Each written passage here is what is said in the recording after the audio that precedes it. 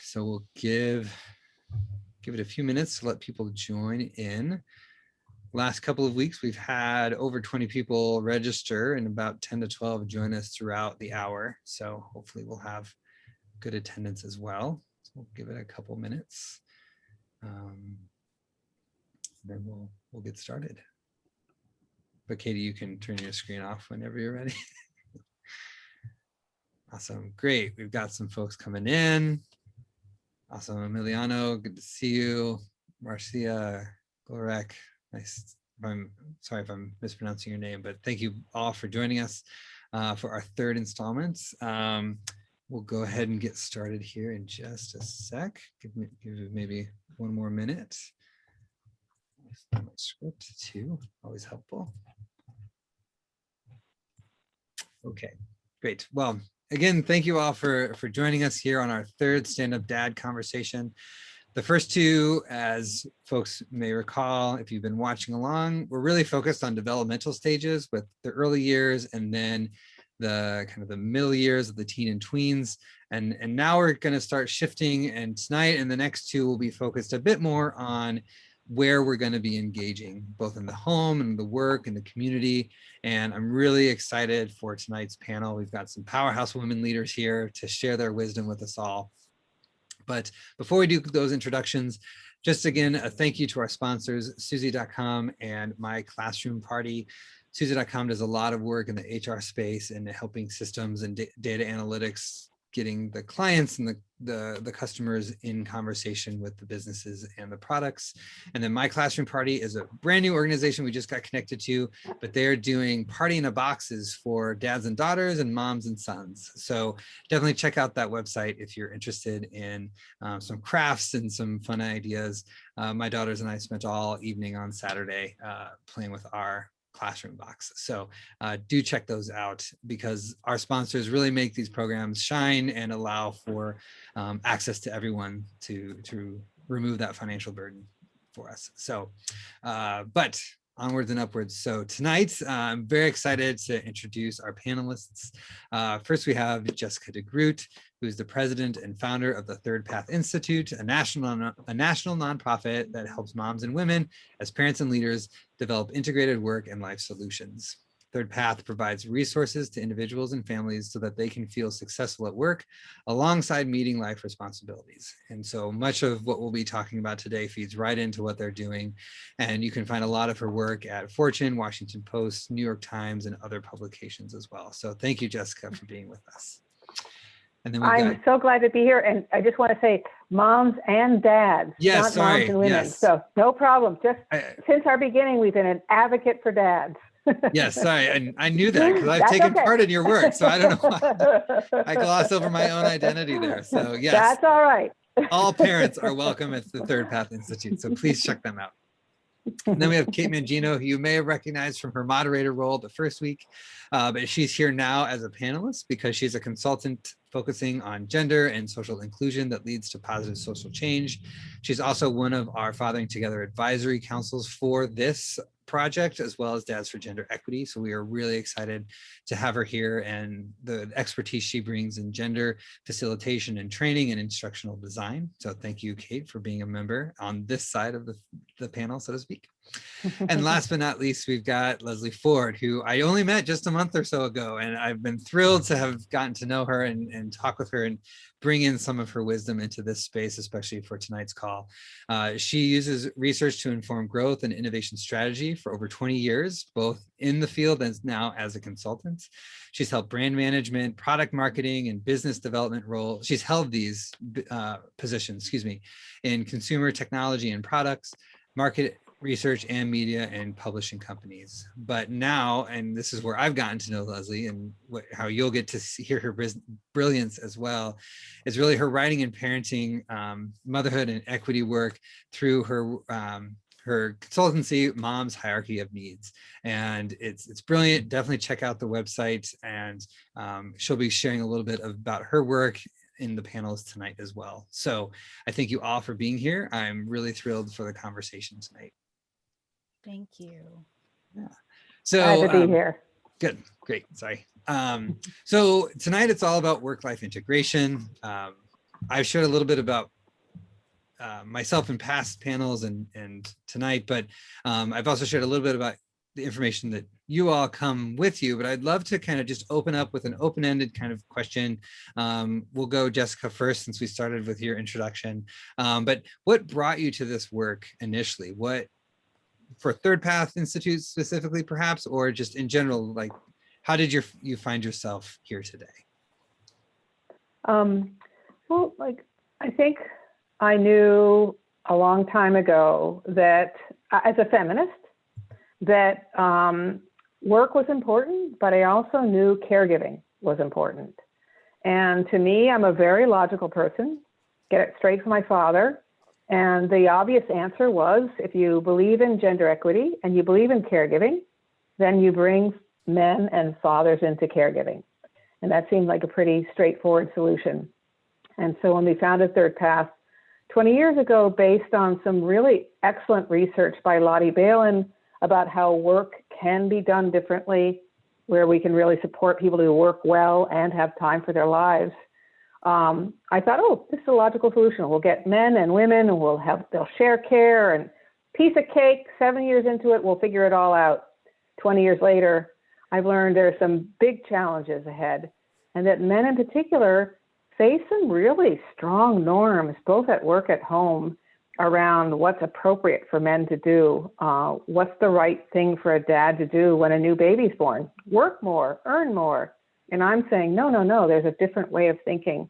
Men and women can think differently at home. Men and women can think differently at work. And if we have time, I'll tell you a little bit more later about CJ, a great example of a dad who worked a 4-day work week, and now he's becoming a leader at his organization. We can really do work, family, and leadership differently. Taken a while to get there, but I think there's a lot of models out there now. Great. Thank you, Jessica. Kate, how about you next? Thanks, Brian, and thank you for having me in this role tonight. It's a pleasure to meet Leslie and Jessica and share this space with you. So thank you very much.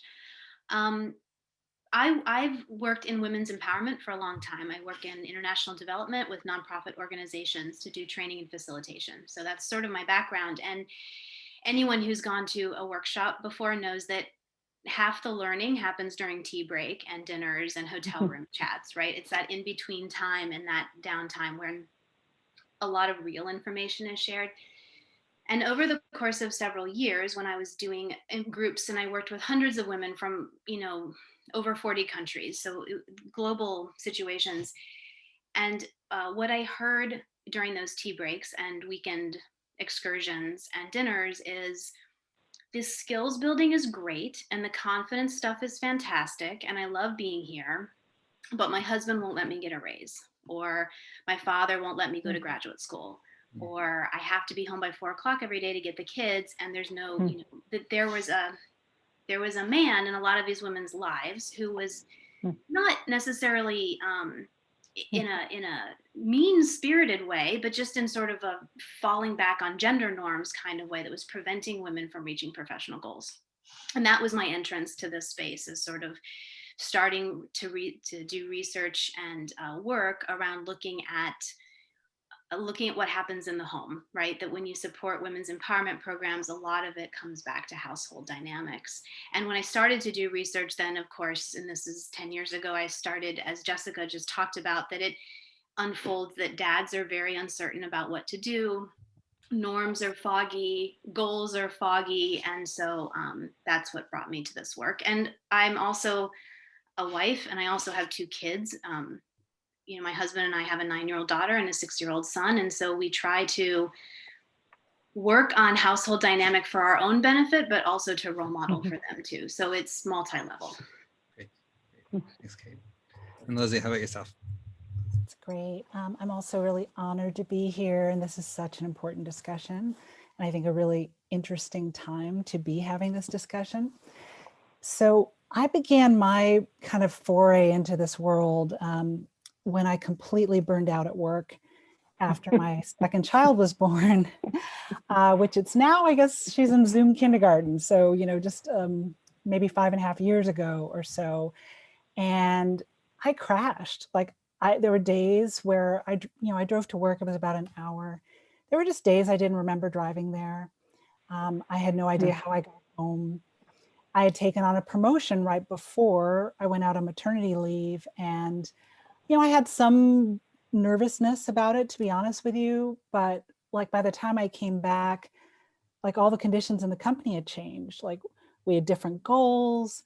Half of one of my teams all ended up having to go out on leave for different reasons. I was short staffed. Strategically, what was needed for me was different. Like I was kind of at a stage in my career where I needed to bring my most clear thinking, strategic self to the work, but I was exhausted. I had a newborn, I was sleeping in 1 hour increments. My son was a toddler, and I thought I missed a memo. I'm like, I don't know what other moms are doing or what other parents are doing, but I'm doing something wrong, right? So I was completely like a hollowed out, crazy zombie woman. And I had to like leave the job that I once really loved. I took a huge pay cut, went down to a 4-day work week, and went to a much larger company so that I could rebuild with a much smaller team. I only had one direct report instead of 2 big departments. And that kind of led me on this path to understanding, well, why am I not able to get any space for self-care? Why am I feeling like I'm failing in every area of my life? And at the time, I felt like I was the only one. So it was kind of a casual conversation with a dad. He had a mental health startup, and I was doing some advisory work for him. And he said, well, why are moms so stressed? And I said, well, there's Maslow's hierarchy of needs, and then there's mom's hierarchy of needs. And like that was a catalyst for me. I kind of drew it on a sheet of paper. I was curious what it would look like for other moms. And now, almost I guess 5 years since kind of doing that, what I've learned is that there's a lot of common reasons, as Kate and Jessica eloquently stated. We're socialized a certain way. There are reasons inside of our home. There are reasons inside of our head.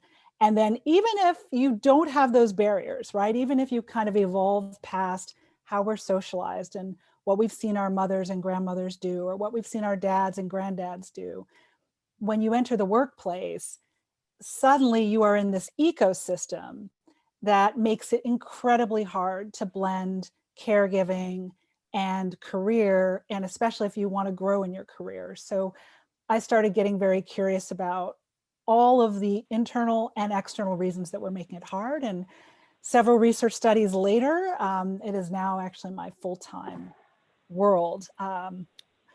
Writing and researching about this from the website, and also working with employers, where I now work with both men and women on the employment side to understand these issues better.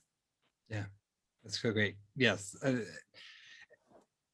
With Fathering Together, we don't have the research arm that you've cultivated, but so many of the anecdotal posts in our Facebook spaces all speak to lack of awareness or lack of skills to find balance and integration in all of these things that we're doing. So I think so much of what you're all speaking to resonates on whether people are realizing it and self-aware or not. And so really appreciate you all speaking to that in the beginning. The first question I posed to you all, though, I just kind of chuckling in the back of my head because, 10, 15 years ago in a prior life, I was a chaplain at a university, and we talked about work-life balance in terms of like months or semesters where you'd work like crazy and then you'd get spring break off and then you'd sleep the whole time. But then when I had kids, and then now, especially with the pandemic, everything just keeps ratcheting it up. And there's not, unless you have a really solid plan,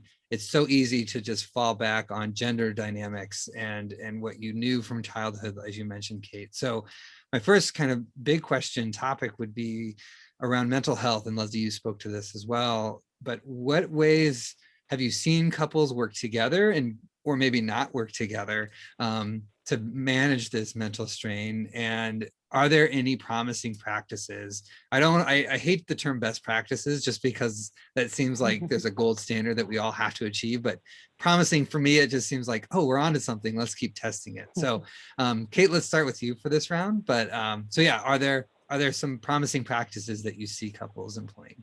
Sure. I'm sure there are many. I'm going to talk about one or two. And I do think that right now, I like how you started this question, that this year has been a year. We just passed our 1 year anniversary of when the NBA shut down, which in my head was like, that was when this all started. It was like, it's real. And when we passed that, I think that we realize socially, the silver lining, perhaps the pandemic, is that we realize that we are not as gender equitable as we thought we were in our country, and it's very obvious now, and it's very challenging for families to get through virtual learning, to find a work-life balance, to practice self-care, to take care of mental health, and it continues to be really hard. So I always appreciate when friends or colleagues, they'll say, how are you? I'm fine. And they're like, are you really fine? So I think that just saying that, I just appreciate when people continue to be empathetic to the fact that we all are in difficult situations and are doing our best to get through each week. I'm going to focus on a couple of things I think couples are doing well, because I just think that's more pleasant than talking about what's not working. I think that watching, I've been interviewing a lot of couples lately for a research project, and a lot of couples talk about watching nonverbal cues. So watching each other, and you can tell in each other, oh, their fuse is getting really low. They're especially sleep deprived. They're getting frustrated. They have a short temper with the kids. They're dropping balls, right? And to step in and help them before they have to ask you, to know what your spouse's or your partner's triggers are, and to try to take care of those before they happen. So if you know your partner, if like dishes in the sink sets them off, then when they're in the shower, run downstairs and wash the dishes and put them away, just for that little extra. It's like, not only does it prevent that trigger from happening, but it's like a little I love you note to say, I'm thinking about you, I get it, and I'm here for you. I think those little things mean a lot. And I also think, we talk a lot about practicing self-care and how important that is, but when you live in a household all the time with the same small group of people, self-care has to be a group effort. You can't always protect your own self-care. And so, I identified a couple months ago that I realized that I'm staying up very late during the week, because I work after my kids go to bed, and I get up very early. And by Friday night, I am like just toast. I am grumpy. I am not pleasant. I am tired. And so I need to sleep in on Saturday mornings. And my husband gets that, and he protects that time for me, so that on Saturday mornings, I don't have a kid wake me up. I don't have an alarm wake me up. I can just sleep. And if my kids try to sneak into the room, he stops them and distracts them. And that means the world to me, that I have that. And then he told me what he needed, and I work really hard to protect that time. So I think working together to make sure you both have the same amount of restorative time, and then helping each other protect that restorative time, because that's what we all let go first, right? Like, I'm swamped at work. My kids have 800 needs. Maybe you have maybe we talked about elder care before this call started. You might have a million responsibilities. It's easy to let those self-care things go first. But if your partner is helping you protect those, I think that that's a wonderful thing that couples can do for each other. I love that.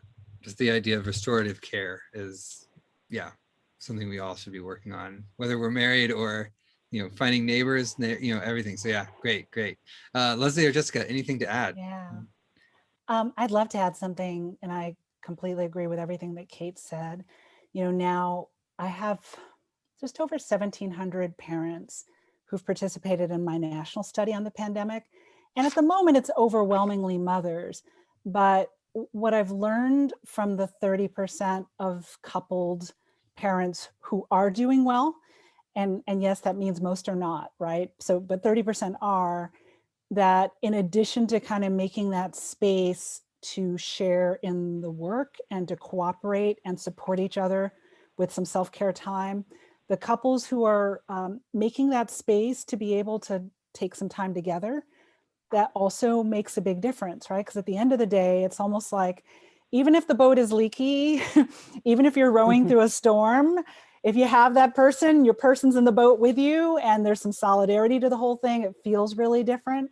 So, you know, even taking a little time, like my husband and I started doing a movie night. Now, granted, it's sitting in the living room watching a movie on Saturday nights, but, you know, it's movie night, and like, that's our kind of date night, right? So we kind of brought that back in a different way in the pandemic. So having some space for just like couples time, I think, is really critical. I'm also finding that the couples who are doing well are engaging their village in some way. Now, this isn't possible for everybody, but there was kind of a pretty sizable, not the majority, but a sizable minority of people who've moved in with their parents for grandparent care. Mhm. So in those scenarios, like, people are like expressing relief, like, oh my God, you know, like some people have said, and women, like, I've never had more help. Like, I have, you know, parents helping, my partner's at home all the time now. My partner's no longer traveling, or he used to be away several days a week and he's here. And oh my gosh, my husband's now bathing the baby. Like, having partners just being involved in hands-on tasks, or trying to engage the village if you can do so safely. Those are also characteristics of the happier couples in the Yeah. study. Thanks. Wow. So you guys have covered so many good spots already. Maybe what I'd add, Brian, is thinking ahead. You know, what have we learned from the pandemic that we can then say we want to hold on to this, right? Mhm. Right. Because I'm a little worried. I thought the pandemic was going to help workplaces really change dramatically. And that, you know, we're all doing, many people who can do remote work are doing remote work. So we're going to have a new workplace. But guess what? I'm not so sure about that. I'm a little worried that old guard bosses who like working on site, long hours, are going to go back to the office and set up norms again where people expect to be in the office, or fully remote organizations that reward people who are working all the time are not going to really support work-life balance. So what have we learned in the pandemic that we can hold on to going forward? Okay.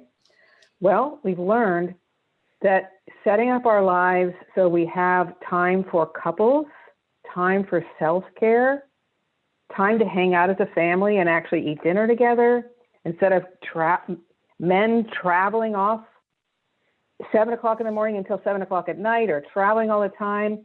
Bringing men in to family care makes a huge difference for men, for the relationship, for kids. Hold on to that. Let's hold on to that. What would that look like for men and women to be able to say, no matter what happens after the pandemic, how can we hold on to a family system that's working better for us?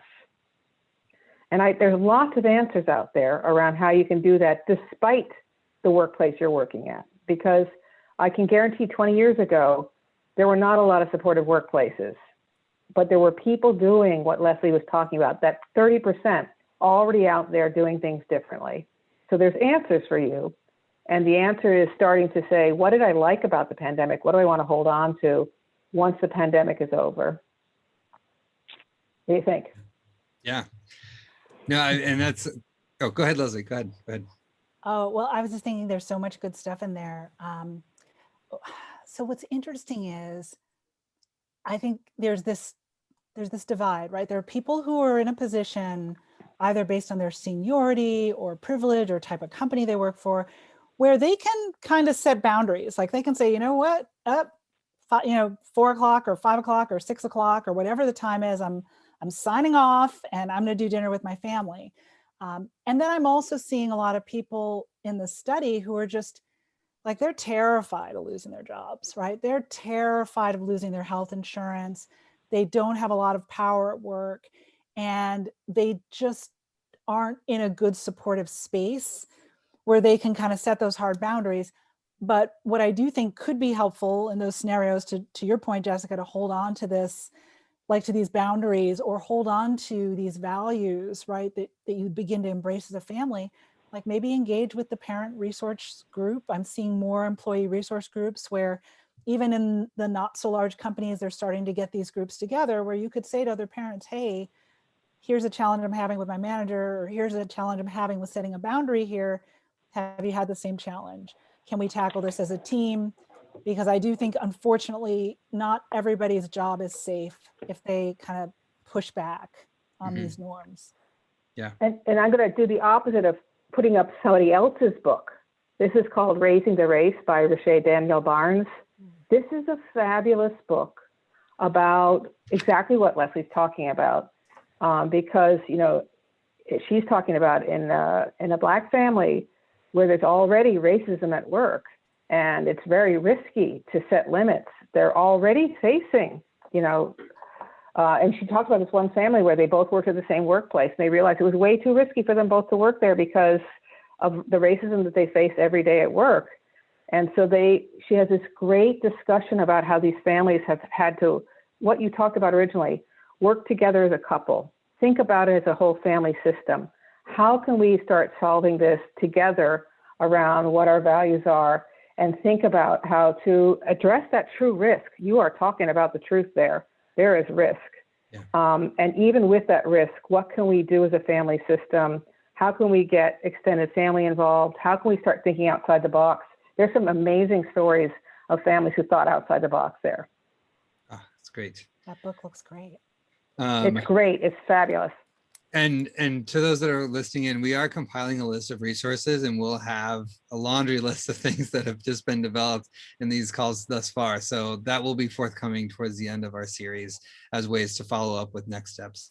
And for those watching now, if there are questions that are coming up for you, don't hesitate to throw them into the Q&A or the chat box, and we'll get to those as we can as we move through kind of our prepared questions as well. But we kind of ended on a great segue to the second question I had posed to you all ahead of time, was around finances. I mean, we know studies are showing that so many women are leaving in droves for various reasons, but regardless of the reason why they're leaving the workplace, it's putting a financial strain on many of these couples' relationships, because now the man, the father, is being the breadwinner again, and some of these gender dynamics are coming back into play. And so my question, you know, as kind of a devil's advocate, would say, like, well, what's the harm in having women back home, right? Somebody needs to be home. So why not keep this system? It's worked before.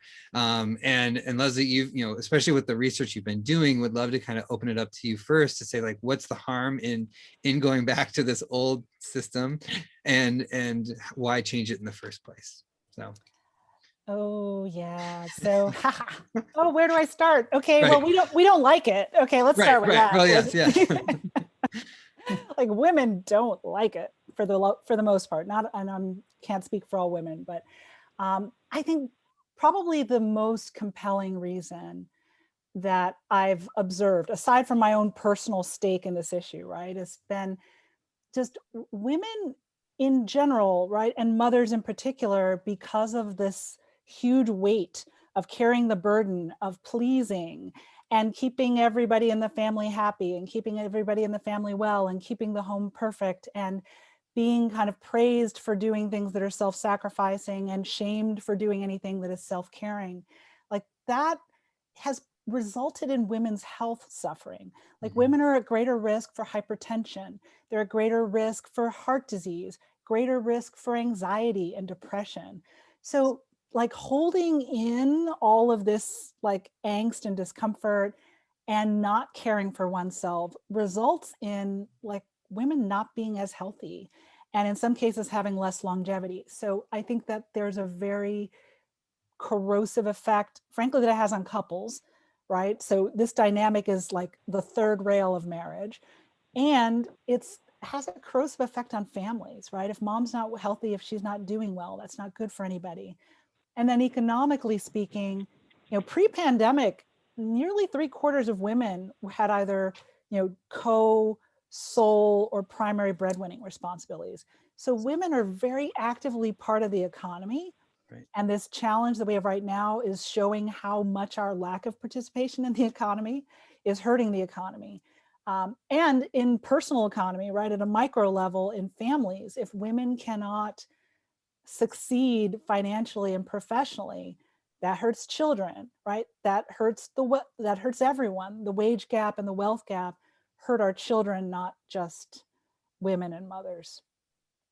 Thank you. And yes, I try to keep my face as straight as possible, but yes, I love the succinct way you spell that out for all of us. Because yeah, well, I'll let Kate or Jessica chime in first before I say more. I was just going to help us think about the big picture for a second. And honestly, women have been working forever, right? So actually, if you look historically at working class and working poor families, women have been working. I think what we're talking about is this difference between kind of what happens in professional jobs and the bulk of jobs and the bulk of families. Unfortunately, the professional jobs tend to then create these leaders of organizations that have assumptions about what families look like and what a good worker looks like. And so the two overlap, even though they're kind of two different worlds, the two intersect because the leaders start having assumptions about what work should look like for everybody based on their own experiences around what work should look like. And so what I think what Third Path's been trying to say is, you know, we can do family differently. And by the way, men and women have both been involved with family for a long time. Working class families were actually figuring out how to work and do family care before there was childcare even, because that's just what was happening. And so there's a historical book from about 25 years ago about having it all, where there was this proof that this kind of working class families had dads more involved than professional families 25 years ago. So there's this historical context of families had dads and moms more involved than we actually never necessarily said, but what happens with leaders? And that's where we need to make change. And so to me, what we've really pushed the last 10 years is, can leadership jobs be done differently where someone can move ahead and have time for their lives? And can men and women both follow that path? And is it good for organizations? And here's the punchline. It turns out when leaders follow this integrated path, they're better leaders. Because in our world today, it's 24/7 and we can't do it all. And what those professionals learn early in their career is, hey, I can't do it all. I've got to delegate. I can't do it all. I've got to prioritize. I can't do it all. I have to build a network and have empathy and support people. These are all skills that help us work better today. And so, long story short, there's kind of these two worlds. Women have always been in the workforce. Leaders are the ones who've kind of set the norm, though. And I think the future leader is an integrated leader. And there's lots of stuff we can show you at Third Path about how you can follow that path and become a leader who is changing things for yourself and in a better way for your organization. When we have time later, I can tell you about how these leaders help their organizations get through the pandemic better too. Great. Yeah, we'll come back to that for sure. Sure. Kate, do you have anything to add? When you posed the question, you said, you know, like, it's kind of worked, you know, why are we changing it? I know you were playing devil's advocate. Right. I get that. But, you know, my initial reaction was, worked for who? Mm-hmm. You know, like, it didn't work for everybody. And in the work that I do, I am very honest and open about, you know, whatever works for each individual family, Godspeed. You know, if one person makes enough money and you both agree that you want one person dedicated to, you know, household affairs, I am never going to criticize anyone's personal household choice. But as Leslie pointed out, a lot of families don't have a choice. You need two incomes to meet your monthly bills. And a lot of families, both partners have, you know, work or career or professional ambition. And so in those circumstances, you know, my focus is really how to help those people find balance when you have dual working, a dual working household. And I think that the harm to an uneven balance, and a lot of people are now calling it neo-traditional, right? When we think of a traditional relationship, even though I totally agree with Jessica that a lot of sort of like, and for example, in agriculture and more lower economic earning couples both have always worked. But I don't know if it's TV or movie, but culturally we think of this traditional separation of labor where the man is the breadwinner and the woman is the stay-at-home mom. And maybe it comes from like 1950s TV, I don't know. But in those cases, nowadays we have this neo-traditional family, which the most common family makeup in the United States is that we have two working parents, but it still falls on gender lines when it comes to household work, and the woman is still taking on the vast majority of household work, and the man isn't. And I think that the reason why we shouldn't let this continue is for two reasons. I think it limits women's professional trajectory, which in the big picture limits female voices in leadership roles in government, in business, in universities. And I think it limits, as speaking to what Jessica was talking about, it limits men's role in the household. It limits that relationship that men have with their kids. It limits the amount of caregiving that they can do with their parents or other family members. I think it's limiting for both genders when you fall on these neo-traditional lines. So that would be my answer to that. Thank you, Emiliano.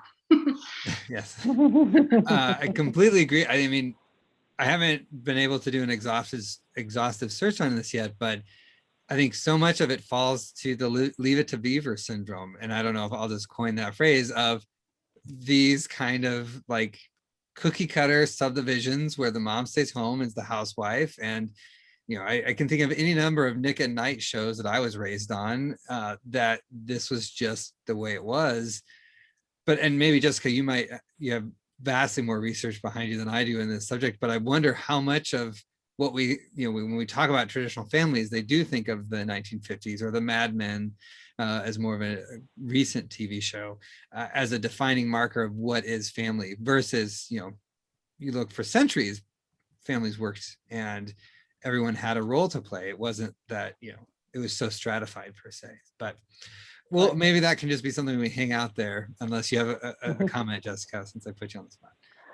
No, I mean, I think part of it is also just as a society, we're still grappling with that caregiving and family time is valuable, right? And there's two forces at work here. What does a worker look like and what does family look like? Yeah. And they're both pushing us into this assumption that you do one or the other as opposed to a third path where you say, no, I can do work and family. And so I think we're just still in it's this either orism that we're still stuck in. And I do think we're going to get there to a place where we can see technology allows us to do work very differently. This doesn't just apply to knowledge workers, though. There's lots and lots of jobs that can be done. We have lots of case studies where organizations have figured out no matter what type of work people do, there's a way to do it in an integrated way. It's just slow to be adopted, partly because of leadership, partly because of families not imagining things differently, but third path is trying to help us think differently. Yeah, love it, love it. So I want to come back to a question that you posed a few minutes ago, Jessica, about as we come back into work, right? Like vaccination is fully in, well, it's ever increasing. I was sharing before we went live that I was able to see my parents this weekend because they're vaccinated, and they were just, you know, my kids were screaming. They didn't know how to contain their excitement to see their, you know, relatives after so many months, which is all great, all, you know, warm hearts galore, but I'm not looking forward to commuting again, right? Like I've really relished the time that I've had at home, and so many dads in our networks have also expressed when I posted questions to the group who's looking like, what do you need when you go back to work? Everyone's like, more PTO or better, you know, better awareness of my home responsibilities now. So clearly there's been a shift in many working men's minds, but whether that, you know, goes up the chain is yet to be seen. But would love to go back to the question you posed around, like, how do we advocate for this new work culture, this new third way? And are there any kind of practical strategies that, you know, parents can strategize at home to then go to their respective places of work? I'm happy to jump in, and I'm sure both Kate and Leslie have good ideas too, because I'm just so impressed with what everybody's talking about tonight. It's really a great panel, wonderful panel. At the core of Third Path's work is research that was done by Lottie Balin a long time ago. You can actually see 3 case studies on a recent Thursday webinar we had in February, where we talked about this concept that you can really think of work differently. You can think about this from this integrated approach. And we gave 3 case studies of an individual dad who went to a 4-day work week. We gave a case study of a whole team who thought differently around an integrated way. And the message in that webinar is that in each of those situations, it's not because somebody wanted to change how they did work and do it poorly. It's how they can improve how they work. So if you're thinking about how to work in a different way after the pandemic, and for example, you want to keep on doing remote work, now's the time to actually evaluate, is remote work working for you? And document that right now.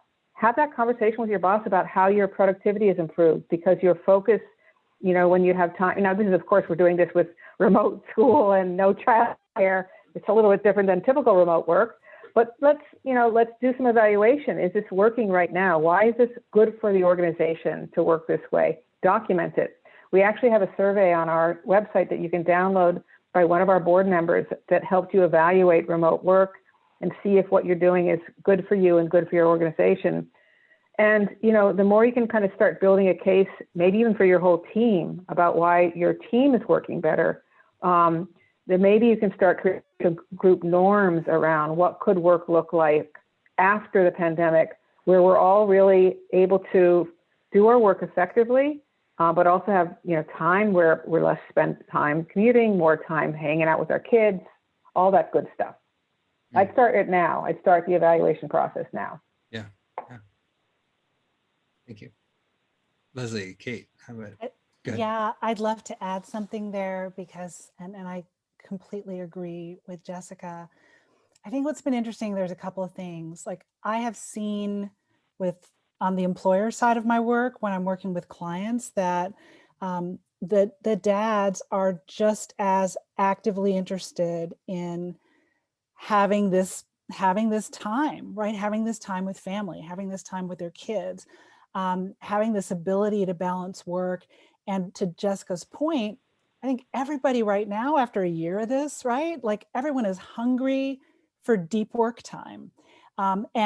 When there is a normalized childcare situation and a normalized school situation, right? Then, because I used to get lots of deep work done at home, right? So it's like that. That's a thing, and it can be a thing again. And not having the commute and the distractions of the office can allow people to contribute in an entirely different level of productivity than they can in the office. And there's so much research to support it. And I'll say, like at a practical level, how to kind of start to break that model down. In a company that I worked for not that long ago, actually my last job, smaller company, I was relatively new. I was very reluctant to say that I could not do something because of childcare. I was the only mother in the whole company, and I was one of the few women. But I had some amazing colleagues, both dads, who just every time it's like, Cub Scouts, and I'm going to sign off at 2:00, and I'm doing the Cub Scout meeting tonight. And another father who, when his partner, his wife was traveling, like he had both kids and they were little kids and he had them in meetings, and he said, you know what, I need to sign off. Like they were very vocal about their caregiving role and their caregiving responsibilities at work, which made me feel more comfortable when I had to, ask for that permission as well. So I think that dads can have just an incredible impact by modeling this, right, in the workplace, because we're not used to seeing it. So I hope that can start to shift things in addition to what workplace policies begin to look like. Because to Jessica's point, I think a lot of people will want to go back to the old way of doing things, even though there's so much evidence that the old way wasn't working for most people. And I'll just say that I've told lots of employers, after working with them and doing research with them and sharing recommendations, I'm like, listen, what's good for your caregivers, it's also going to be awesome for the 25-year-old guy who has a dog, right? And wants to surf during the day. Like he's going to be really happy to have flexibility in the same way that your caregivers and parents are. So it actually liberates people to have freedom and autonomy over where they work and how they work. Kate, go ahead. Yeah. I have a guest in my office right now, so I'm going to keep myself muted in between, but Kate, go for it. Absolutely. I mean, yes to everything Jessica and Leslie have said. I think the only thing I might add is just to remember the dimension that I've learned over the course of the year that it is a privilege to have a job that you can work from home, and that so many people don't have that choice. You know, if you work in a store or a restaurant or you're a teacher, you don't have a choice. You either lose your job or you go in. And so I think that in that regard, that we should all really advocate for policies that protect people. So encouraging policies where there's fair sick leave. So people, for all parents, can stay home with kids if they need to. A fair wage, Family Leave Act. And it's been very interesting. I'm American, but I'm living in Canada right now. And it's been fascinating to be in a country with a socialized medicine system. And so in the States, we're often forced for one partner to work a full-time job that is connected with health benefits. You can't both work a 3/4 job because you need your benefits. And up here, you have greater flexibility. So I think if you had nationalized healthcare or somewhere, yeah, Jessica's right along there, that you have more options. And when your kids are little, or you have parents who need caregiving, that you can take turns, and one of you is not, you know, feels that tie to health benefits. Along the same lines, you know, Leslie was talking about men stepping up in office situations or any work situation. I think when there is family leave, when you have access, I guess we're not using maternity and paternity anymore, but when men have access to a family leave and can stay home with a child, please take it. Take it, because you have the option to say no, but women who are birthing babies don't have that option. And so that just balances it out a little bit more. If everyone took 3 months off when children came into the family, then over time you would see, you know, less of that burden ending up in women's laps. So I think that there's a lot of crossover between policy and behavior. And we need good policy here. I mean, oh my God, we need good policy here. Nobody can argue with that. And as we're looking ahead, you know, 4 months from now, and a family's trying to figure this out, keep in mind that, you know, maybe your boss is still old guard, but maybe in your organization, there's some other boss that's open to thinking differently.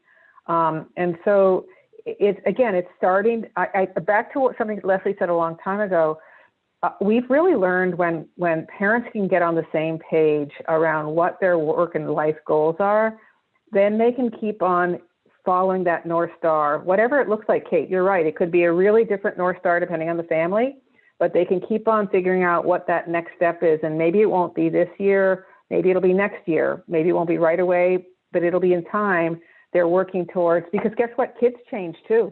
And what you're doing with a 1-year-old and a 2-year-old is very different than what you're doing with a 5-year-old and an 8-year-old and a 14-year-old. So you can keep on working together to think about what's the next step for you, especially when you're on the same page to start with. I've so many appreciations for this panel so far. And I have one more question for you all. And then if anybody has questions on the call, feel free to write them into the chat. Emiliano, thank you for all the claps for sure. Keeping us our egos in check, so to speak. But my last question was really directed towards the workplace, right? How are we advocating in the workspace? But before we even went live, we were kind of talking a little bit about the role that extended family has, and we've even been hinting at people moving in with extended family during this pandemic. I'm just wondering, like, how have you seen, if at all, you know, couples or people you're working with ask for that help and shift the mindset of, you know, the larger extended family? Because I was very blessed with a dad who came home early from work every day because of how his shift was.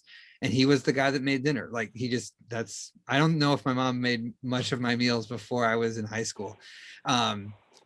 But both of my grandfathers were like in the workplace all day long and didn't lift a finger at home for the most part. And so he kind of broke the mold. So I'm just wondering how are you all seeing people educate and advocate in their families? I got lots of ideas, but go for it, Leslie. Okay, well, thank you, Jessica. I was going to mention I was conducting a training for a company maybe about 2 months ago, and it was the manager training where I was focusing with managers on how they can give flexibility to caregivers. And it was a dad who said, well, you know, I have a 3-year-old and a 5-year-old, and I feel like I'm missing out on all of these learning opportunities, and I'm going to get left behind, you know, and that my childless peers are able to kind of do all these amazing webinars and events and reading, and I'm like, you know, I have a 3 and a 5-year-old, so we're like all hands on deck. So I just love that he said that, and that he asked that question, and he asked that question openly in front of his peers and his colleagues, because again, I think it's modeling and demonstrating that, you know, dads are playing active, vital, critical roles in families, and frankly always have. But it's like the ecosystem at work has tried to put men into a box too, right? The same way moms are getting kind of put into our boxes that create all these limits, so are men. And I think the more that men assert that they are actively part of their homes and actively part of their household, and after this time, this strange and surreal time, right, we're going to have more male voices than ever, like showing how critical and vital dads are to the functioning of the home. So I think that's going to change the conversation. And I have a heartwarming story about a grandfather, because Ivan was that traditional man who worked long hours, and along came his first grandchild, and everybody was kind of coming up with a plan about how they're going to play a role with that grandchild's care. And Ivan turned to his wife and said, "Hey, I'd like to be in charge of the grandchild on Mondays." And his wife looked at him like he was crazy, and so did his daughter, actually. Well, that's 15 years ago. And Ivan ended up being in charge of not only his granddaughter on Mondays, but then his grandson and granddaughter on Mondays. But here's the punchline. Here's the heartwarming part of it, if that wasn't heartwarming enough. Ivan's actually in a senior position in his organization, a 150-person organization. Ivan started something 15 years ago around how we can do work differently. We can start doing remote work. We can work non-traditional hours 15 years ago. So guess what? Along comes a pandemic. Ivan's already been the person who's championing things to be done differently at his workplace as a grandfather. And they actually turned to Ivan to help them think about how they could get through the pandemic. So grandparents can play this incredible role for us personally in our families, and men and women as grandparents can play an amazing role of transforming their organization, especially if they're in the senior leadership position, in that acting themselves in their organizations. So there's a lot of opportunity here. If we have time, I'll tell you about the amazing grandparents I had access to when we were raising our children. So grandparents are super, super important. And I definitely want to, one day, if any of my kids ever have children, be an active grandparent for them too.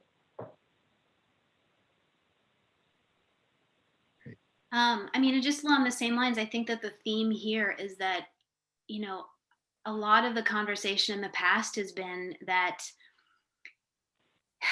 the home balance is a zero-sum game, and it's not. And I think that's what we just need to reframe the entire conversation, that it's not about asking men to sacrifice or asking men to do something difficult, right? It's opening up opportunities for men to be caregivers, opening up opportunities for men to be involved fathers. And the men that I've talked to in my research say that their role as a father is by far the most important thing that they've ever done, the thing that they are most proud of. And these are guys who also are really, many of them are accomplished professionally. I had one man tell me, he's like, you don't read too many obituaries and it says, so-and-so really wished he spent more time at the office. Like, it's just, that's not what people remember at the end of life. They remember the time with their families. And to build, I think it's great when you have people like Ivan who have that sort of second chance at grandkids, but for people who want to be present parents as well, you have to put the time in with little kids to build those relationships so that you have close relationships with them as teenagers and as adults. And so I think that it's just talking about opening up opportunities for men as well as women, that it's not a zero-sum game. Amen. Very much. Very agree, Kate. And I was just thinking, you also don't see in obituaries, leaves behind an adoring office culture, or or this project was left unresolved. It's always the relatives and connections that they've built in their communities and their families. So yes, thank you for that image, Kate. We are coming close to time, so again, if there's any questions from those listening, feel free to ask them away. But we've hinted at some of this just a moment ago, that how do men step up in the workplace and advocate for change? And that was a beautiful story of Ivan, Jessica, and that's what next week is all about. So if you're able to join us again next week, we've got Brad Johnson and David G. Smith, who have a couple books, but their most recent one is called Good Guys: How to Be a Male Ally in the Workplace for Women, and really looks at how to champion and role model good behavior and cultivate that work change that we've been talking a bit about today. And they're going to do a deep dive next week. So highly encourage you to check that out on our website and register to join us next week if you haven't. I'm really looking forward to it. The two of them have quite an act, so to speak, between the two of them, because they've been working so well together over the years. And then the final group that we have at the very end is going to be focused more around community activism and really advocating for change. And we've got Ted Bunch from A Call to Men, Michelle Travis, who's been one of our moderators and organizers of this, who wrote the book Dads for Daughters, and then Q from Connections in New York City, who all of them are going to be speaking to how do you take a lot of the skills and conversations we've been having and cultivate that in action in whatever way you can in your community or your family. But before we get to those panels, I want to make sure to give you all a closing word or story to kind of close our time together today. So we'll go with, I think Kate hasn't gone first in a while, so we'll let Kate go first for this round and kind of have a closing thought or story to share with us. Wow, that puts me on the spot. Sorry, yeah. Closing stories. I think that it is, I think it's been a niche conversation for a long time. And I think I'm just happy to be here with Brian and Leslie and Jessica, because the more people who talk about this, and someone posted in the chat, it makes me feel optimistic and less alone with these values. I think 20 years ago, a lot of people did feel lonely with these values, that I'm the only one in my community, or I'm the only one in my family.